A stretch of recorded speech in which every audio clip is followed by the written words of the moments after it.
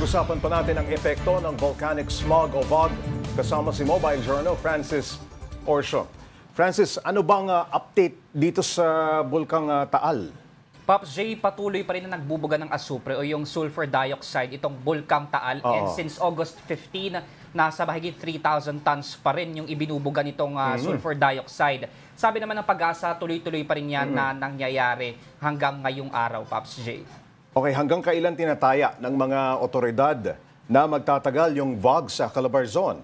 Sa ngayon, Pops J, medyo humupa na kasi yung VOG doon sa mismong Calabarzon at sa may paligid ng Bulkang Taal. Pero kung titingnan din natin yung latest update from PHIVOLCS, doon mismo sa bulkan, medyo makakakita pa rin tayo ng makakapal na ulap or yung mismong VOG. Pero sabi nga ng PHIVOLCS, hanggat patuloy na nagbubuga ito ng sulfur dioxide o yung asupre, ay possible pa rin na mas mapalawak pa rin or magkaroon ng malawakang VOG sa Calabarzon. Pero dahil nga ngayon nag-uulan, nakatulong ito para humupa yung nararanasang makakapal na usap doon.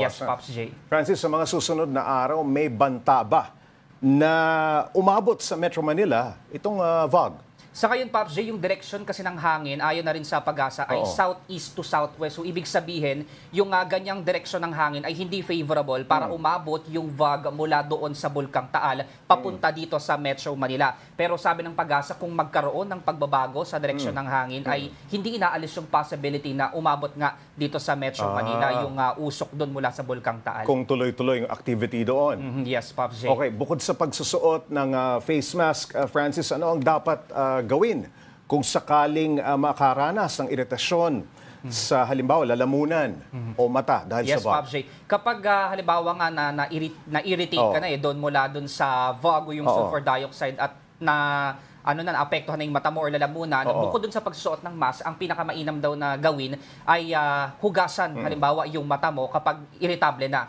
Kung napunta naman sa lalamunan o kung baga nalanghap natin at irritable na yung lalamunan natin, ang pinakadapat gawin daw dyan ay uminom ng tubig para ma-flush out daw yung, kumbaga, kung may mga meron dun sa lalamunan natin, mapunta sa tiyan. Kasi yung tubig talaga yung pinaka-solusyon doon.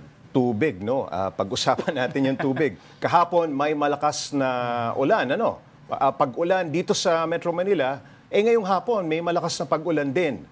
Paano nakakatulong ang mga ganitong heavy rains dito para mapababa itong o para humupa itong smog?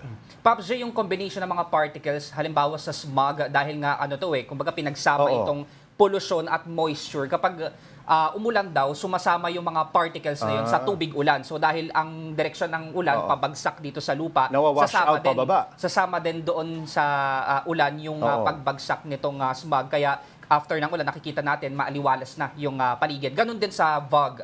Kaya yung nakita VOG nga natin sa smog ay pareho rin nahuhupa kung sakaling magkaroon ng heavy rains. Yes, Pops J, tama ka dyan, Pops. Ayun, maraming salamat. Mobile Journal Francis Orcio.